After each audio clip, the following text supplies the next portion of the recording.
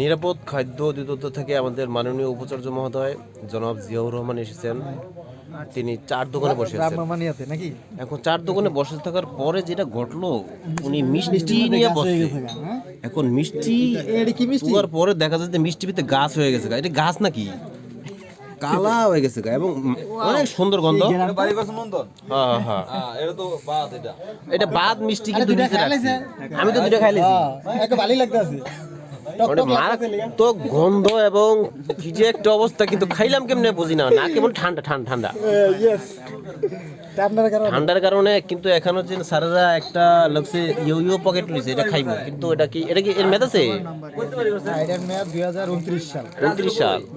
এটা 26 সাল। এখন আমাদের নিরাপদ খাদ্য অধিদপ্তরের লোকজনের যদি এই দশা হয়, তাইলে সাধারণ জনগণ কোন জায়গায় থাকবে?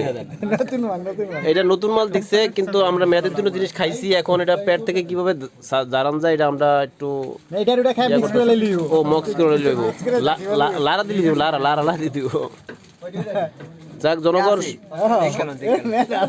সবাই আমাদের জন্য দোয়া করেন, যাতে পেটে আমাদের এটা চলে গেছে। এটা অনেক ময়লা, কিন্তু আমরা ময়লাটা দেখি নাই, কিন্তু আমরা যা করে লাইছি শেষ।